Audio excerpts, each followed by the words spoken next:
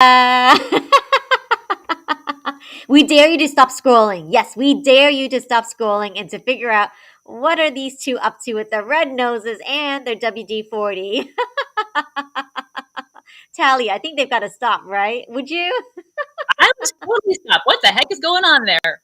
What the heck is going on? Why the red noses? So, welcome back, everyone. Welcome back. Wednesday, creativity is WD-40 for the soul. So, I'm your host, Talia. I'm Talia, you're Olivia. Talia. She's Talia. I'm Olivia. And together we are the Savvy Social Collab, bringing procrastination to you and creativity tips to you as well too. So, let us know, what are your burning questions? What are your burning questions about procrastination or creativity? Because we've got the master of both topics here in the room with us. So let us know where you're watching us from. Something new I figured out, Talia. I mean, my creative juices was just flowing today. I think it's just partly because of our topic, but I learned to put emojis in the captions. So yay me. So again, we want to know your burning questions. So go ahead, pop those in the comments and we'll call you onto the air. And if you're wondering about our red noses, Talia, do you want to tell them about the red noses? Like, why do you have it on your particular website? I got my red nose from my third grade teacher who gave them to all of her classes, and I have kept it since then. For a while, I was keeping it in my car so that I would have an emergency red nose in case I was ever stuck in traffic and needed to have a red nose to make people laugh while they were growling in traffic. But there's also, since then, I've been hearing about Red Nose Day. So there's actually a national thing going on around red noses. But I have it on because it's fun.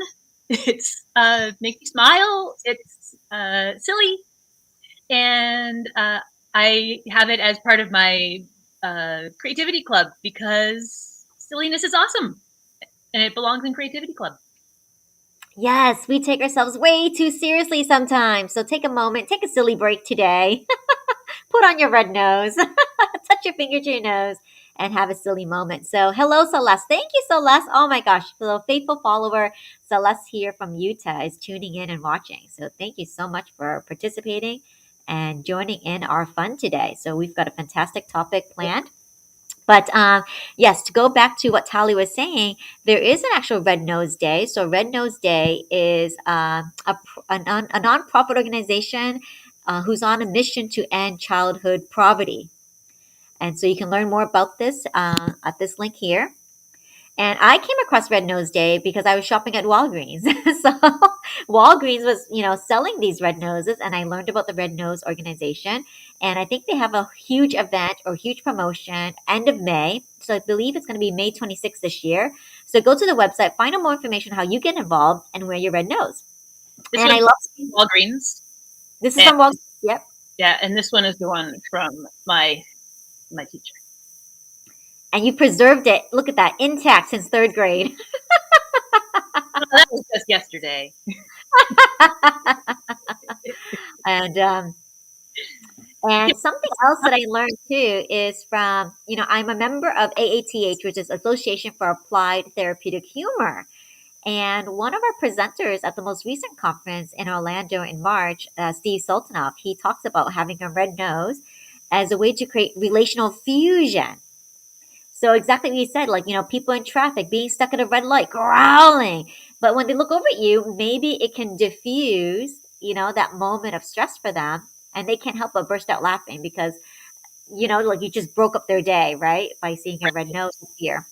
And You so know, it's, yeah, who knows that? do And you know so, that for a while I wanted to become a hospital clown? oh my gosh, yes. Okay. I was so excited when I learned that hospital clown was a thing, and that there are actually people who go into hospitals and clown for the sick kids and their families, so that because one, laughter is healing, and two, it breaks a lot of the tension so that people can hear what the doctors are saying better because they're less stuck in their heads and they're more sort of in the moment. And it was just such an awesome thing. I I realized I wasn't going to make any money at it, so I didn't pursue it. But because I actually, need to feed my family. But I love the idea of it, and I'm just so thrilled that there is such a thing as a hospital clown. Indeed, there is. And Linda Seaman, if you're watching this, I got to meet Linda. She's a new colleague of mine through AATH. My nose keeps popping up. And Linda used to be a hospital clown. And, I want to give her a shout out because it Oh my just was. gosh. And yes, and there's so many other hospital clowns out there too that got involved. And because humor is healing, and having red noses or doing something funny like heart glasses, for example, will help you to kind of break the tension and Yeah. create that bonding, social bonding with someone. So, anyway, so red nose, go grab yours today. And totally hit me up if you're a hospital clown. I want to talk to you. That's enough of that for today.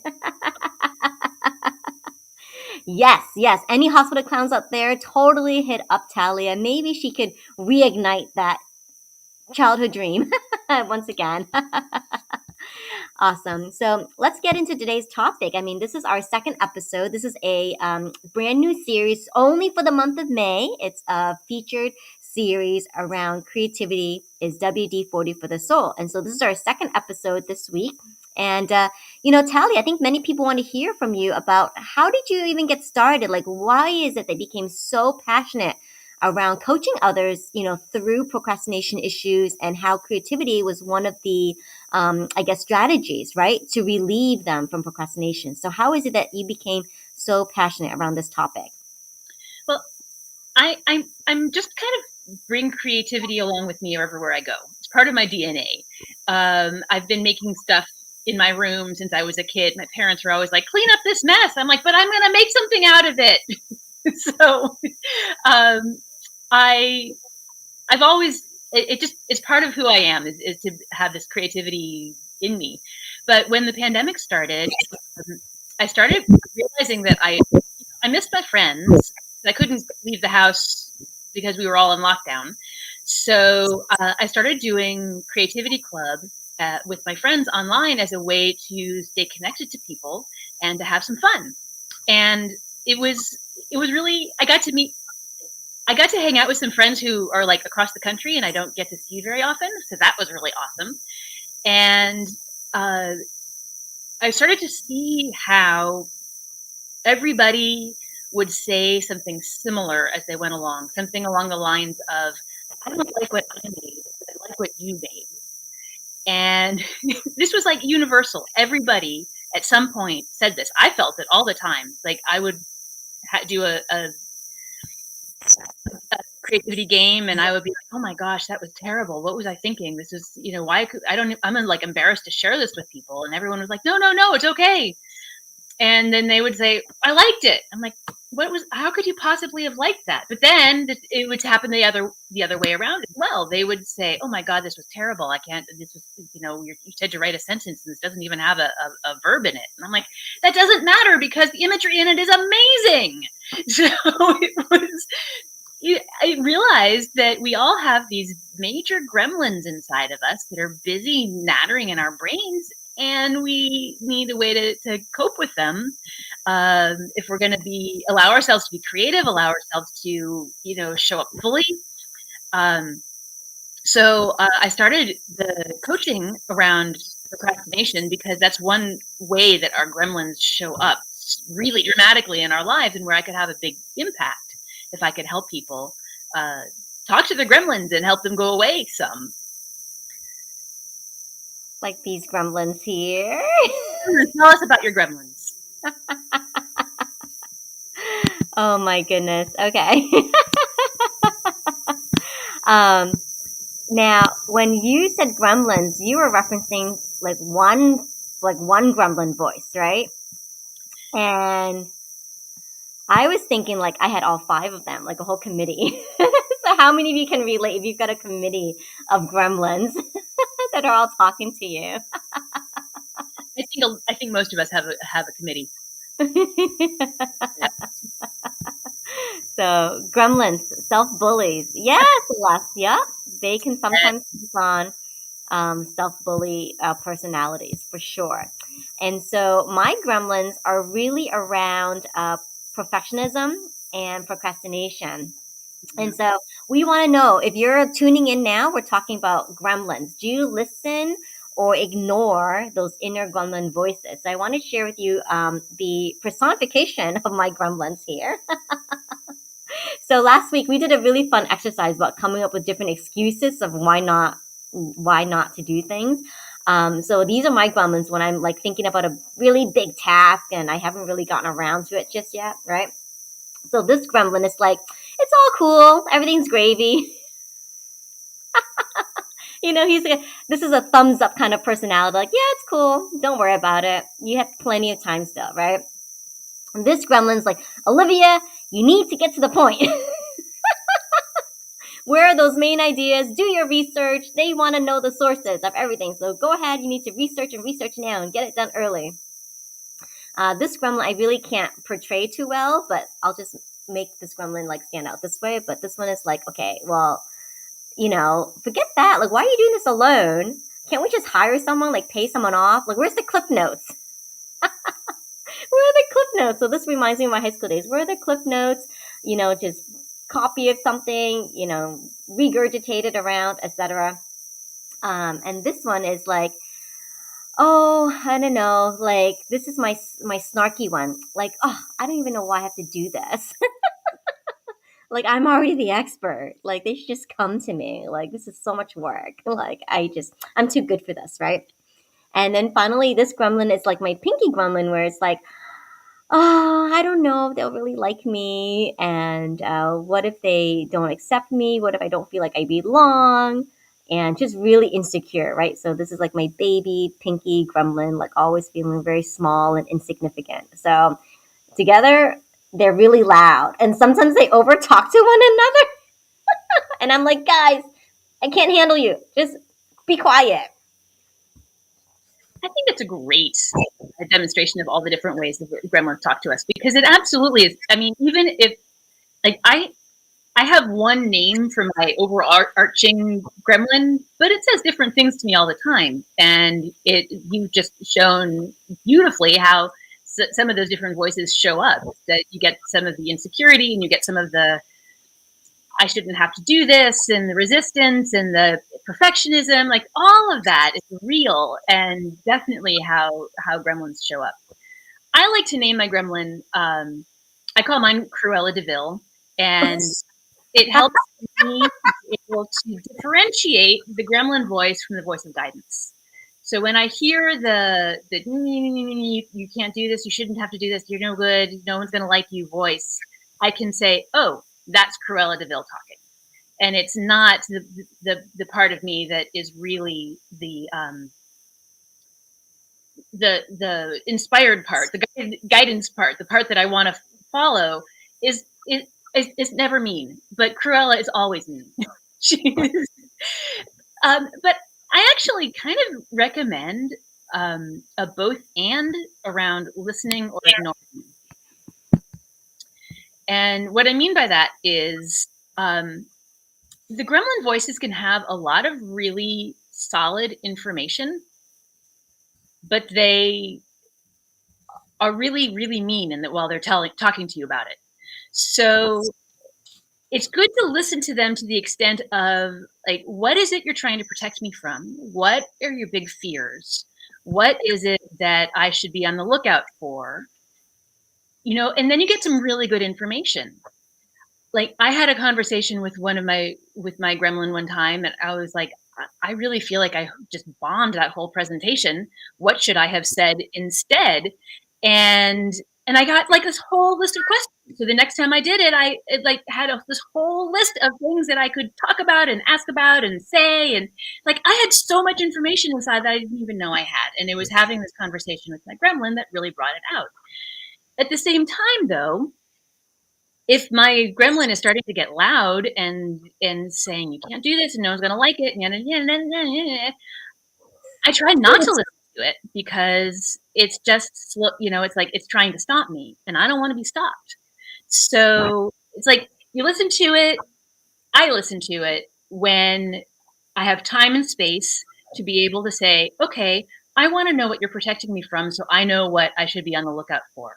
And that usually, when I do that, my gremlin is like, oh, I'm being taken care of. I'm being taken seriously. I don't have to keep shouting anymore. And the gremlin gets a lot quieter after that.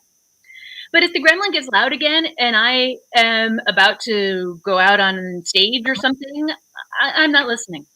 I'll talk to you later. You just hold on to that and I'll get back to you.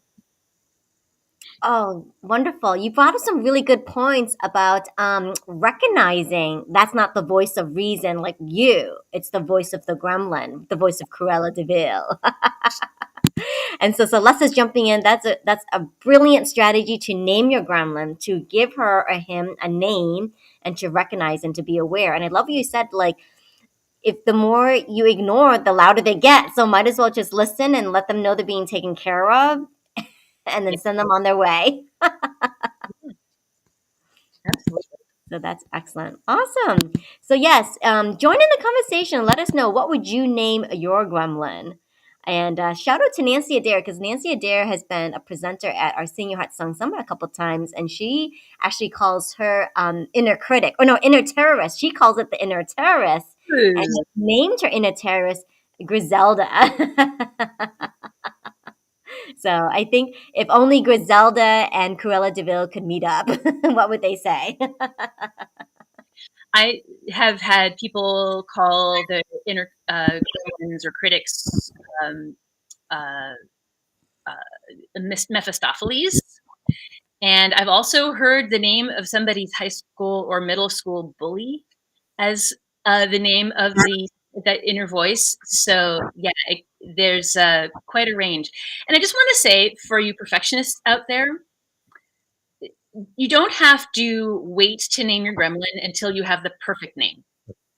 You can have a placeholder name until you come up with a perfect name, because I know a lot of us are perfectionists. And if you're like, well, I don't really want to use Mephistopheles or Cruella de Vil, they're not quite right. Like, okay, they're not quite right. So use it until you come up with something better. Because otherwise you might let perfectionism keep you from naming it, and then you lose all the advantage of having that name. That's so funny. Because we need to have like the perfect gremlin too. Those come up a lot. Awesome. Oh my goodness. All right. And I think our next topic for today is, can you explain to us that I think you had talked about it briefly last episode, and Braden Daniels had brought it up, and then you touched upon it. But what is this, the difference between divergent versus convergent thinking? Yeah. I actually have, I hope this can be seen on the camera. Yeah, let me hold on. I'll blow you up. How's that? In a good way. Okay, so let's see. This is what divergent thinking looks like. You're trying to expand all the possibilities and come up with more and more and more and more possible things. Then there's some time exploring all the things, and it's not a straight line, and it's not necessarily easy and clear what all you're exploring, but it's just a chance to explore everything.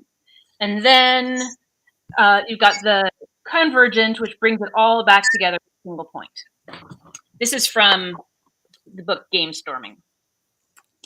And all the different parts have importance, especially if you're doing something like brainstorming, because when you have a problem that you're trying to solve, it's really good to have as many different possibilities as you can come up with. And this is where my heart lies. I love divergent thinking. I love coming up with all the possibilities. And you know why? Because a lot of us get stuck feeling like we've only got one or two options, and that's it. Wherever we are in our lives, I can stay or I can go. Right? There's a song too. Should I stay or should I go? Da-na-na-na-na-na. But what if there were infinite possibilities in the situation? What if there were infinite ways you could change the situation you're in to fit you better, so that would feel more comfortable staying, or infinite possibilities of what you could do when you left so that you could feel comfortable going. Like it's not, it's almost never as stark as like one or two options, but that's where we go in our heads. It's what we're familiar with. It's what's comfortable. It's what we're used to. And we don't think about what else is possible. So I love this divergent thinking and coming up with all these different ways, all these different possibilities and all these different crazy ideas, because you never know what crazy idea will spark an actual good idea. And and then it's you can, I mean, part of the sorry, I get kind of worked up around this. It really makes, I get excited. Part of the challenge when you're doing divergent thinking, and also the exploratory thinking when you're in the sort of the middle of all of it, is to not put the brakes on too soon and to not come up with reasons not to do a thing. Because that's tends to be our reactions as normal human beings to say, oh no, that will never work, and to have all these reasons why we shouldn't even try. But the fun part of divergent thinking is this: anything is possible, and what if? And if somebody handed you a warehouse and $1 million, what would you do with it? And no zoning laws, or just like, what is your wildest imagination of what you would want to be doing right now? What is that like audacious goal that you don't even want to tell anybody about? And to be able to sort of dream big like that is exciting. And you never know what piece of what comes up is something that you could actually incorporate into your life. I mean, maybe your dream for the warehouse is to create a space for musicians to gather and perform. Well, maybe you could do that at a local cafe, and you don't have to get a warehouse at all to be able to do this. Like, the big, audacious, amazing, scary, wild dreams, possibilities sometimes can give us pieces that we can use now. And so that's a really fun thing. But then if you're doing something like brainstorming, at some point you have to bring it back to something that's actually doable. And that's why you need the convergent thinking. So that's where you start saying, how could I? How could we? What would be possible? What piece of this can we take in, even if we can't do the whole thing? Why does this matter? Like, what piece of, like, how could we get the same piece that matters to us in, if this is not feasible, could that be feasible to get us the similar results? So the world's got some big problems right now, and we need this kind of creative thinking to be able to come up with some new solutions for ways to help. And so I feel like this is just wildly important to help everybody start coming up with this more divergent thinking, more expansive thinking, come up with more possibilities, more just more freedom. It's more just juicy stuff. Absolutely. And I love that. I love what you have commented just now about this ability just to play in our fantasy land for just a little bit, Yeah, right? Like the big, hairy, audacious goal, and like just fantasizing about that and just letting your imagination run free. But then at the same time, okay, bring it home and to think about what in a small way, what some small baby action steps you can take, in the time and here place that you're in now to bring that to fruition. So, awesome. Yeah, because I think sometimes we don't play enough in our fantasy land. absolutely. I did a big dreaming session around this, and I realized I really, really, really want to come up with a summer camp for grown-ups where you get to just play and be creative and make stuff and be outside and journal from the point of view of the squirrels and make each other little awards for being brave or open or something like that, and have this big award ceremony at the end where everybody gives each other awards. And I want this. I don't know how I'm going to make it happen, but Well, hey, we'll let the powers of the social media converge together. And so you heard it here first. Talia is going to plan summer camp for adults. And so, let's expand on that. And so hopefully we can start one maybe online first. Yeah, Do an I think online right summer now, camp retreat idea. And then eventually, once you feel comfortable and things are opening up again, that we can do it in person because I think that'd be a lot of fun. Yes, I would love a whole summer camp for adults, so I can bring all my gremlins.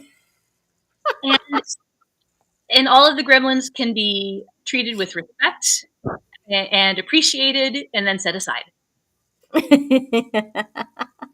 I think they all like this idea. They're giving it like, yay, cheers. I just want to share with you that Celeste was saying. I think your comment about the perfect gremlin name was directly meant for her.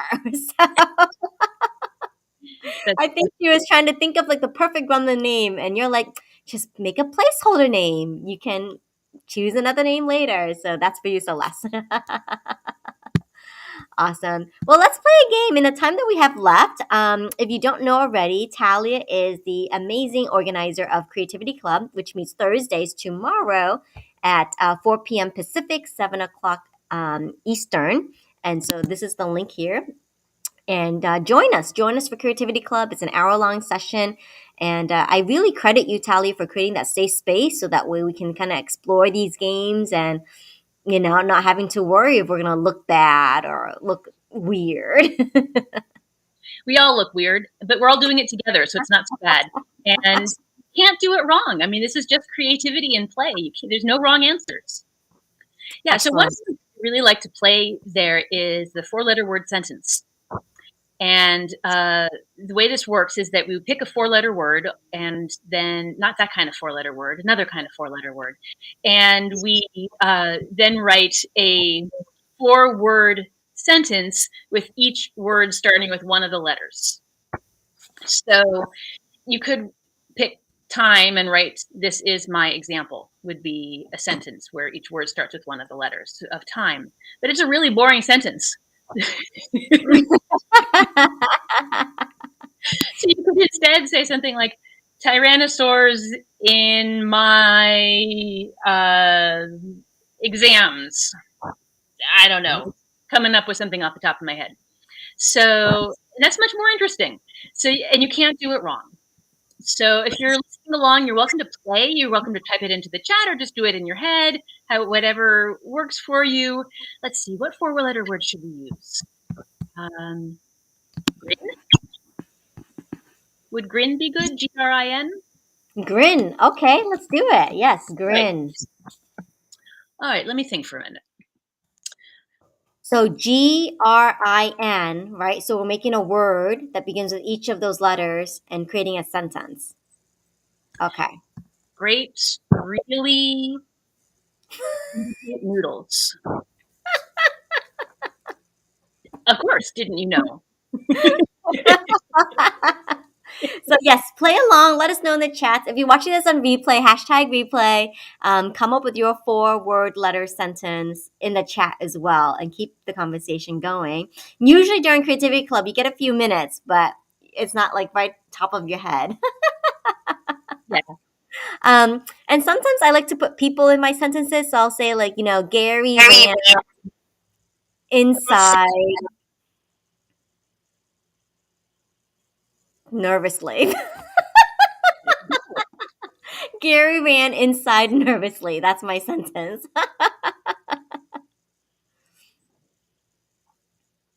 Gargantuan radishes involuntarily nod.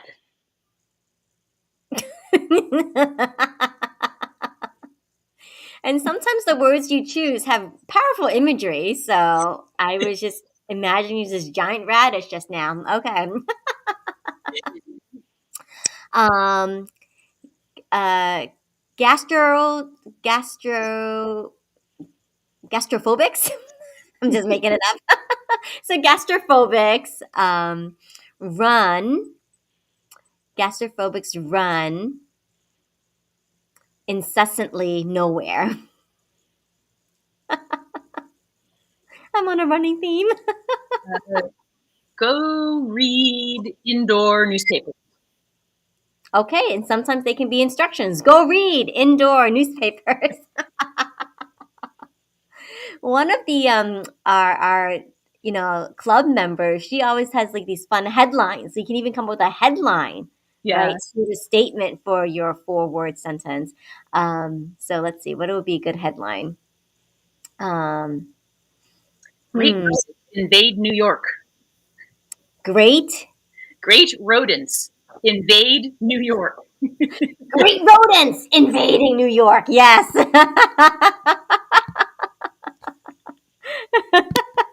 Oh, I think we got one. Let's see. Let's see if Celeste came up with one. Hang on one second. Ah, very good, Celeste. You got it. Gum repeats in nature. I love it. It reminds me of when I was like sticking my gum on different things. I was Yeah. that kid. So gum repeats in nature. You got it. Yay. Yay for creative juices flowing today. So that's awesome. Awesome. All right, wonderful. Well, thank you so much, everyone, for joining in today for this half hour of creativity. Creativity, again, is WD-40 for your soul. And to get more of Talia, please connect with her. She is on LinkedIn. I'm going to pop up her LinkedIn here. So get together with Talia, especially if you're a hospital clown. She wants to meet you. So shout out to all hospital clowns out there. Balloon artists. I know of a balloon artist. Yes, that was Cool. featured in a documentary. My good friend Vera and paid her way through college with balloon making Nice. artistry. So I think you would definitely love to speak with her. But yes, so if you're a hospital clown, magicians, creative, speak to Talia, connect with her on LinkedIn, and also to subscribe for your free gifts. Check out her website here. You can get to know more about Talia's background. And of course, join us Thursdays. Thursdays, we have an amazing session, Creativity Club. You can't do it wrong. So join us. Join us for a great time. And thank you, Celeste, for coming in and tuning in. Oh, she's got one more before we head out. Here we go. GRIN. Here we go. Give reality intuitively now. I love it. Excellent. Perfect. Perfect, right? It makes sense to you, so it's perfect. Awesome. Thank you, Celeste, for your wonderful participation Yeah, today. she's playing. Thanks for playing along. And that's what it takes, right? It just takes being a little bit open, being a little bit curious, and playing along. Yeah. All right. So with that being said, we will say goodbye to you. Corella DeVille says goodbye, and so do these gremlins saying goodbye. And next time we see you, remember to put on your red nose. And WD-40 when you're feeling stuck. Bye, everyone. Have a great day. Bye.